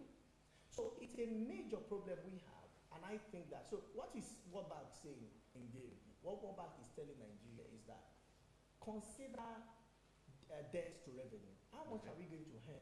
In 2018 budget, Nigeria will earn a little above 5 trillion naira, and Nigeria is owing over 20 trillion naira. Mark you, we are still borrowing. We may not be borrowing for people to know openly, but we are borrowing via treasury bills, we are borrowing via bond. Each time you see CBN say we want to raise treasury bill and bond, what CBN is telling you is that we are borrowing from Nigerians. We are running local borrowing. So each time government on local borrowing, it means debt is increased. They are mopping up more money from the system, which is CBN argument in order to combat inflation. But that does not mean that we are not borrowing. Okay, recently the International Monetary Fund advising Nigeria that we should stay away from incurring more debt. But do you think that we can actually do without this borrowing? Do you think we can actually do that? If you want me to speak broadly, I would say yes. But if you want me to speak realistically, I would say no. We'll go for the latter. realistically, we cannot say without borrowing because we have not planned this economy. We are running this economy on fire brigade approach. When a new challenge comes up, we quickly respond to that challenge. There is no long-term, there is no medium-term plan for this economy. Yeah, we have economic and recovery growth plan. But the economic and growth plan is like setting an exam for yourself, and you are also the marker. So you set an exam, you set the question, you are setting the marking scheme for yourself. Economic recovery and growth plan say Nigeria will grow by 2.1 in 2017. It only grew by 1.4. It says that this economy will grow by about 4.5 this year. I'm not sure this economy. In fact, what the IMF projection and what man say Nigeria will grow by 2.1, which is even lower than half of what economic recovery and growth plan has planned. It also said that Nigeria unemployment rate may likely increase this year. The same document. It has not provided answer to quite a number of things in economic recovery and growth plan. So beyond just trying to recover and grow, why not do a development plan? Because in development, you have sandwiched, you have taken for granted the issue of growth. That means you have already taken care of growth. You cannot develop without growth. And what do you need to develop? Human capital, human capacity, which is education and health. Then physical changes, which is infrastructure. So you are looking at, you know, I've been to a few places. You wonder why Rwanda, a country that was middle of nowhere, is the best place to do business in Africa now. Rwanda was rated 41 out of the same number of countries when it comes to ease of doing business. Rwanda. If you give a police officer bribe in Rwanda, he may likely shoot you. Why? Because Paul Kagame sacked over 20% of the police force because one man collected bribe. My fear is that if President Buhari wants to do the same, some of us will say it's because the man is a Christian. It's because the man is from the south. Do you think it's because the man? But we had the president own up to say he instructed the Inspector General of Police to go to Benue, and the Inspector General of Police ended up in Nasarawa. There was no punishment. It just let it be. See, I don't want to talk politics, but I will make this comment. When you see a leader that will change Nigeria, the first 100 days, you will know. Leaders that have changed in Kwanyong, have changed anywhere in the world, their first 100 days, their vision becomes very clear. You can see it. You know where your country is going to. You see, when you see a leader that comes first 100 days, people will relocate back to Nigeria because of policies, because of implementation. Such leader will start with themselves. Let me show you an instance of a governor that tried in Nigeria, the former governor of Lagos State. When he was going to start demolition, he started with his father's house. So everybody knew that the man was mad. So if you know your house is not in proper place, forget it, it's gone. That does not mean he's the best governor. Go to Cross River State, Donald Duke. When I was in Cross River State, before Donald Duke became governor, it was just a regular town, semi-urban area in Nigeria. I went back to Cross River State in 2003 and I was shocked. I did not know the house I stayed with. I did not know the way to that house I stayed with because it becomes urban renewal, complete urban renewal. Why? Because you had a leader that had vision. So for us to say the president has sent Inspector General of Police, is there no reporting system? If you have sent Inspector General of Police to Benue State and they are stopped in Nasarawa State, how come the president did not know? Who would be the people that will arrange president's security details to Benue at first? Is it not the same IG? Where was that arrangement made? Was he in Benue? Did he welcome him when he got to Benue? Those are those are excuses that you are just trying to give for people to think, okay, maybe you do not absorb some sense of responsibility. Those are not the real issue. The real issue is that hundreds of persons are killed in Nigeria. One, Benue State, Plateau State, Kaduna State, Zamfara State, and so many other places. I don't even want to talk about Northeast, that a lot of lives are being taken. What I think we should do is to overhaul our security system and provide a working system, a working plan for us to conquer invaders. Because all the fights are for economic reasons. Herdsmen, want the land, which is economic resource. Farmers want the same land, which is another economic resource. Until we can plan economics and bring insecurity into it, then there will be no future. All right, in 1 minute, can you just summarize what your expectations will be for the new SEC management as we wrap up?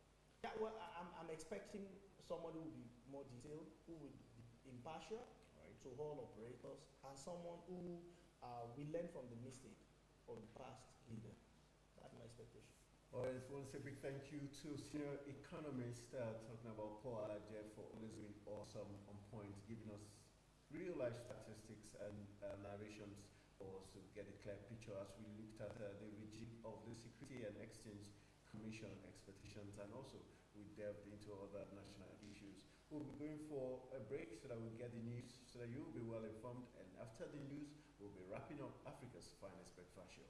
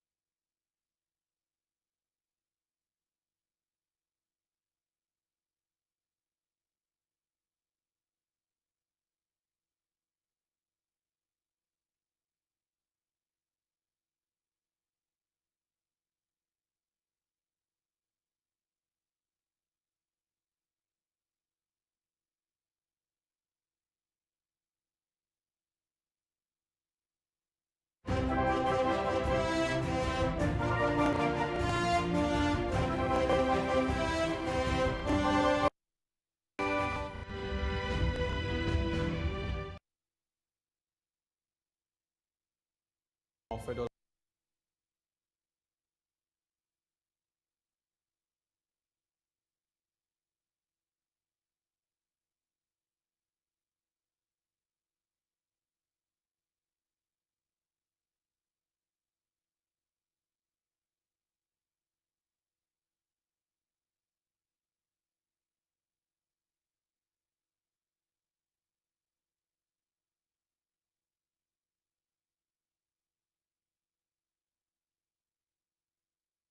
Ekman with the AM News on television.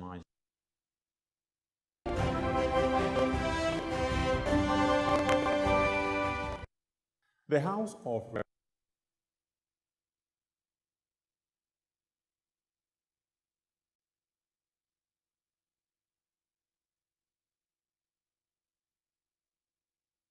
The House of Representatives has violation of the federal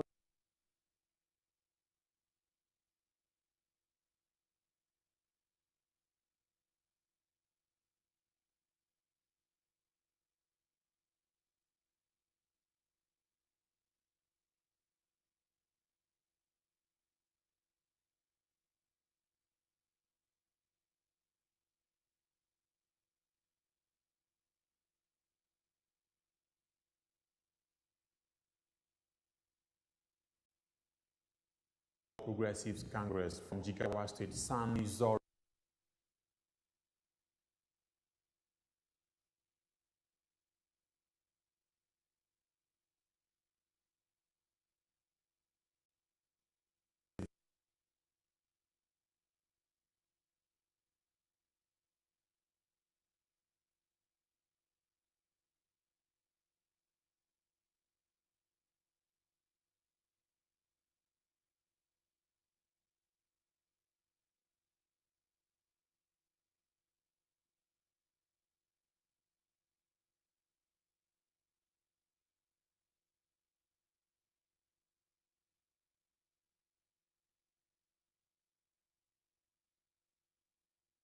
So is the senior special assistant to the president on prosecution, made the request during a court visit to the chief of defense staff.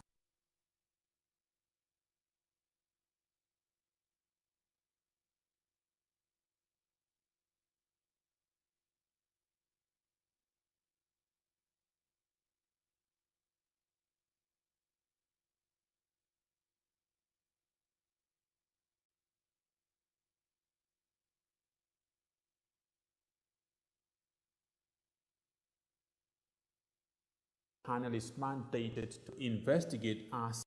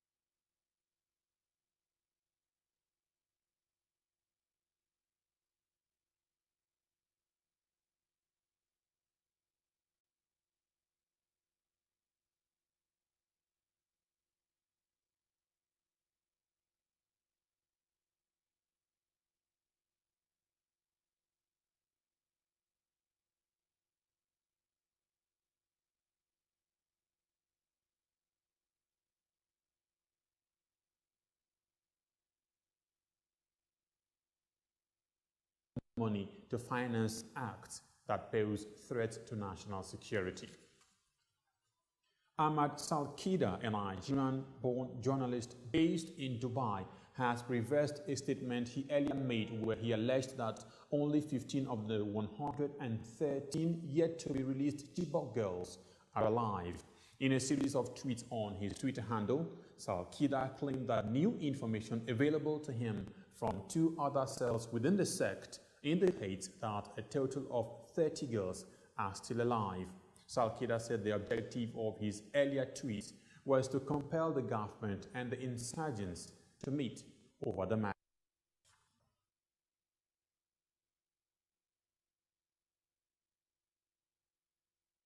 Decade, the Nigerian army have given their all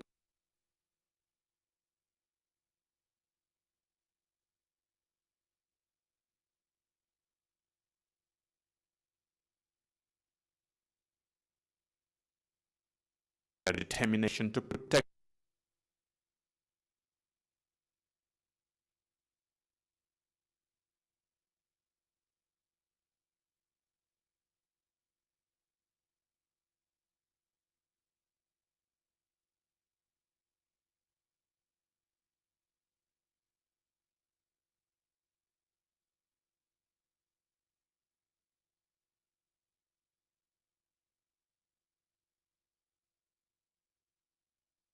Remember, the Nigerian army will to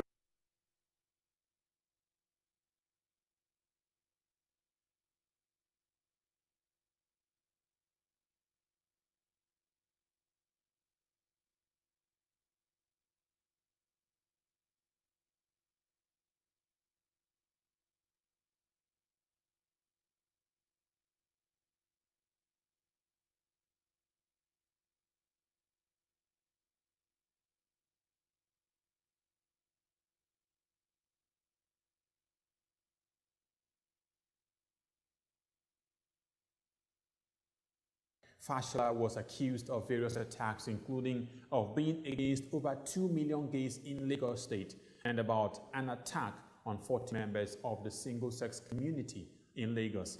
The former governor said this while addressing people at the Commonwealth People's Forum going on at the Commonwealth Head of Government meeting in the United Kingdom.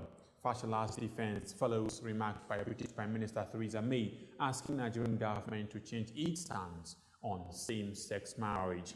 Nigeria is seen as one of the hostile countries for the LGBT community in the Commonwealth.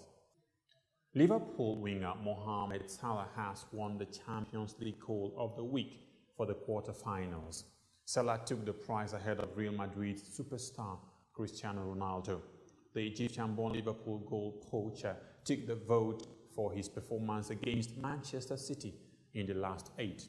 Observers, however, believe that Cristiano Ronaldo's superb performance against Juventus beats Salah's record in the tackle with Pep Guardiola's side.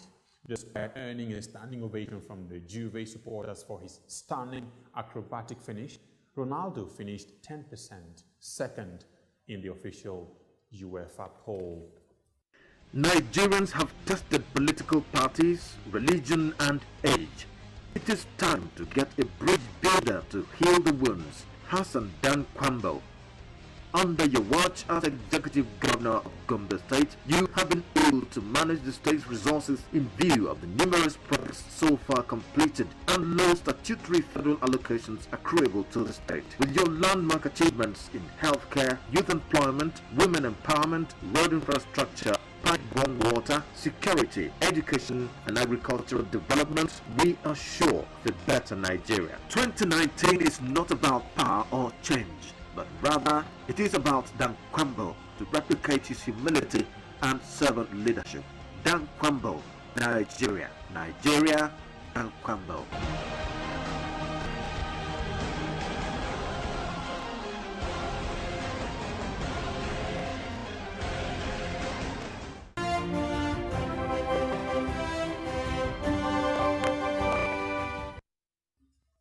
On the foreign scene, United States President Donald Trump has confirmed media report that his CIA chief held secret talks with the North Korea Kim Jong-un in Pyongyang. This is as South Korea is exploring paths to a peace deal with the nuclear-armed North. Seoul's push for discussions is to end inter-Korean hostilities. The flurry of activity has raised hopes for a major breakthrough from a pair of upcoming and potentially historic summits. The latest shock move was CIA Director Mike Pompeo's face-to-face meeting with North Korea's young leader, reportedly during the first weekend in April. In a recent tweet, President Trump announced that denuclearization will be a great thing for the world, but also for North Korea. Kim is expected to meet South Korea's President Moon Jae-in at a landmark meeting next Friday, where discussions of a peace declaration is now on the cards. And that's been the AM News on Television Nigeria. Just before we go, let us give you a recap of the stories that made headline this morning. House of Representatives condemns violation of federal character by agencies. Presidency solicits support of army in the fight against insurgency. Power Minister defends anti-gay attacks. And these were the stories we had for you this morning. Remember, only fools make enemies of those fighting their friends. I am Nten Ekang. Good morning.